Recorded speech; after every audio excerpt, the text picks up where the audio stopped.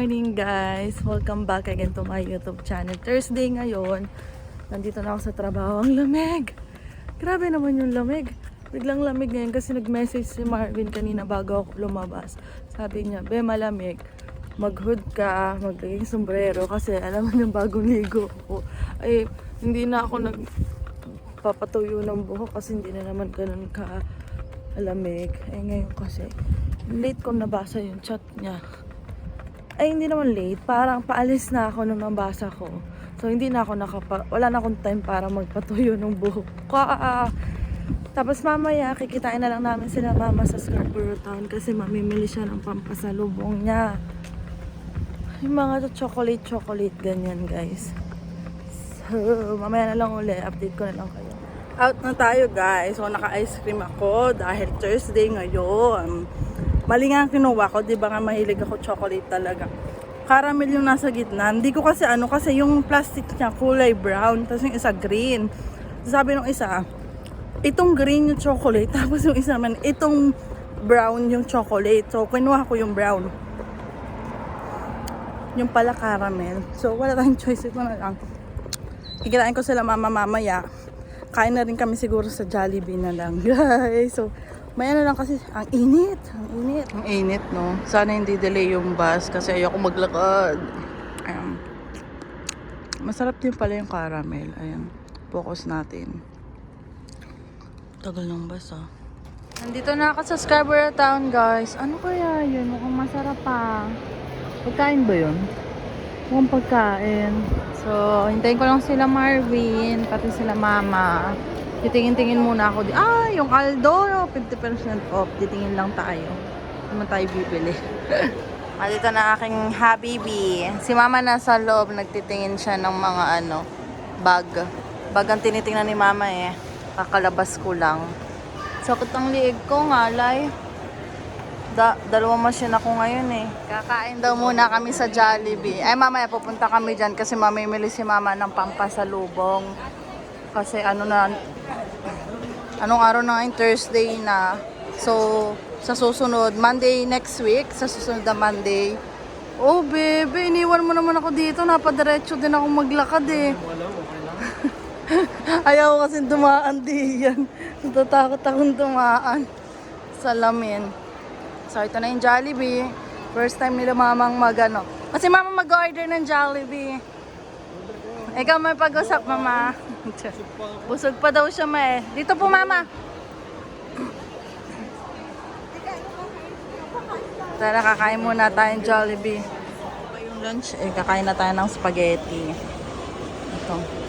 Ay, diyan na lang. Isod mo ng tray, be, muna. Sa'yo. Ano sa dulo? Ito na lang. Yan.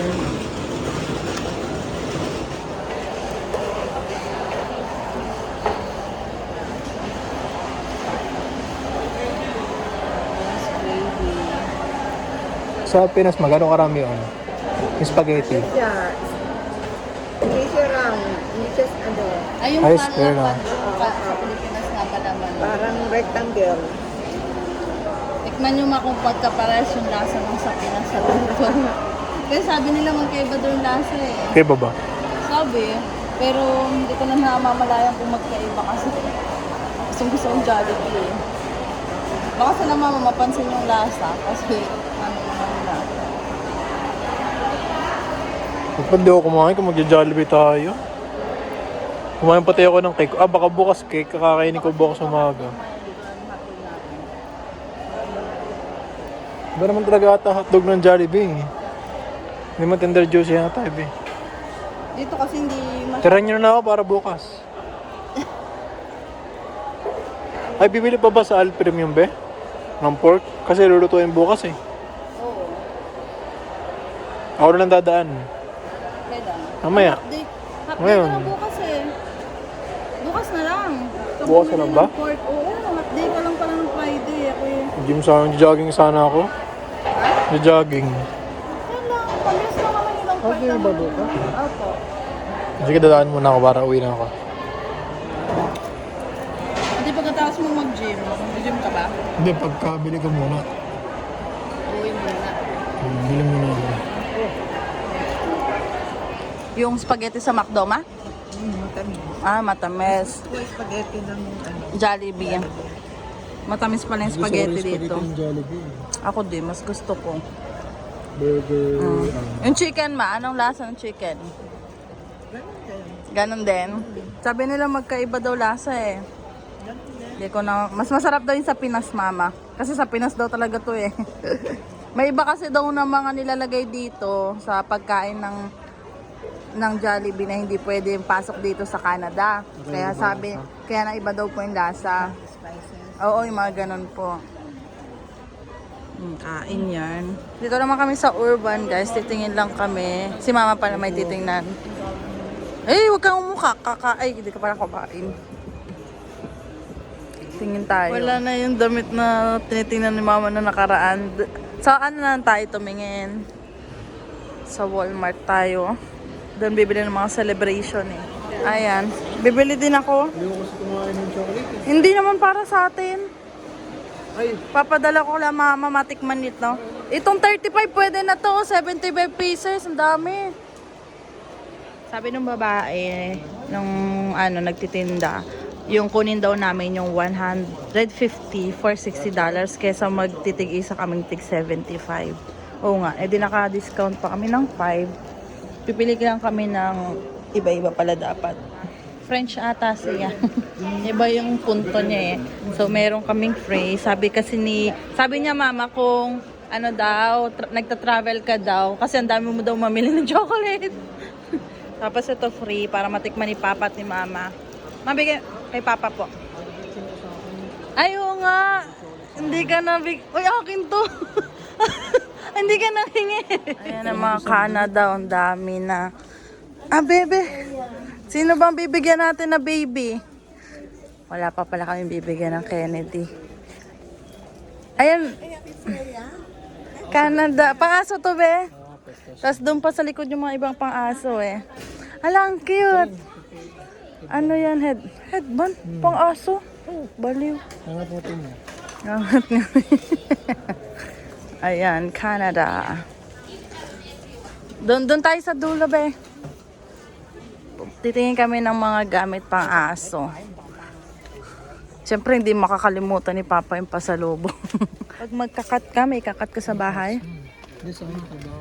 Ah, sa trabaho, kailangan mo din yan. Magkano yan? 150. Matibay kaya yan, be? Blade pa. Ito. Matibay yan. Ah, may extra blade? Ayan na yun. Bigat naman ito, oh. Stainless kasi. Ito ba? Ano ba to? Ano? Okay na yun sa'yo? Ayan, bibili. Parang pangsabit, mama. Ayan, tingin. Only. Wala bang damit? Ito. Ano to? Towel to eh. Towel. Ano yan? Pang ano yan? Paano? Pang ano yan? Ano kaya? Laging nang... Ang gusto ko bigla... Ano kaya maganda kala talya? Ay, ang ingay naman to. Baka kagising naman ito. Meron dito mga maiingay eh. Pag kinagat nila talya, no? Ano kaya maganda kala talya? Ay, mga tali. Ah, yung barcode po. Ayan. Bali 593 ma. Dito po tayo magbabayad. Dito naman kami guys sa Skechers. Nandun na sila mama. Gusto ni mama ng bagong shoes. Ay, ang ganda ha. Dapat pala, bibili ka muna ng isa. Tapos yung pangalawang bibilhin, iyon yung magkakaroon ng discount. Oh. Akala ko ng discount na yung isa, yung pala Dapat, buy one, tapos 30% off sa second one. Nilalamig na nga si mama pag ice cream mo. Saan ka? Dito. Ha? Dito. Saan ka pupunta? Magpa-push cart. Saan ang push cart? Naka-sale kaya talaga yan, be? Or eme-eme lang yung mga nakapula? Ay, ayun. Yung may mga nakalagay kung magkano dati. Yan, sale yan. Bigas, be. Naka-sale yung bigas. Nakita ko yan. May bigas pa ba tayo sa bahay? Hindi. Naka-sale siya. 8 lang, oh. Ay, 18. Oo nga palang. Mahal naman. Hindi ba ito yung binibili natin dati? Hala, ito yung dati. Mahal na ah. Mahal naman. Mahal na ngayon. Uy, naka-sale. Chocolate ba yan? Eh, yan din yun eh. Ito. Dark. Ay, ito mama. Ayan, sige. Eh, ganyan nga yun. Yung binili natin dati. Same lang. Di ba nga nung naglabas-labas pa tayo nung ano. Milk yun, di ba? Ito yung nakalabas, oh. Pero milk pala ibig sabihin. Gusto ko na itong cornflakes. Masarap to eh.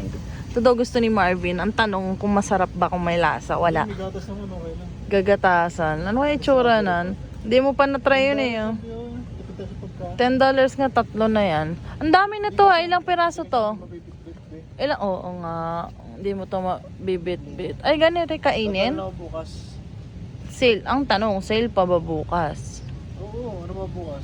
Friday. Ay, Friday? Yeah, it's Friday. Ay, Thursday ngayon. Kaya pala mga naka-sale. It's Thursday. Daming sale, oh.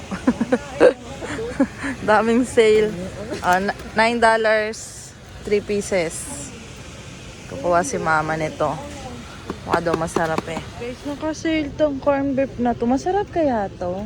Mahilig din kasi ako sa corn beef eh. Tapos lalagyan ng egg. Try kaya natin. Hindi natin malalaman kung hindi natin ito try. Pauwi na kami guys. Ayun si na mama, si papa, si Marvin. Si Marvin yung may madaming bit-bit. Ayun. Uwi na. Milk time. Ayan, gatas tayo. Tapos yung pinapanood ni Marvin, no. Ang tawag dyan?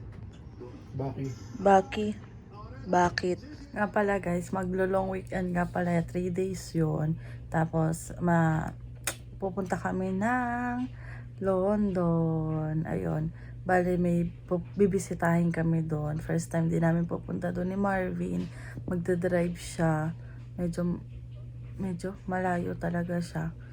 Okay lang yan. Mapapractice naman yung highway ni Marvin.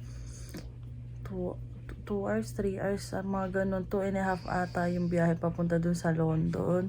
Tapos, mag-google map lang din naman kami papunta doon. Tapos gagala na lang kami doon kasama sila Kuya Chris. Dahil nga may yung bahay doon na sila, magtatagal doon na sila, alis na sila dito sa Toronto.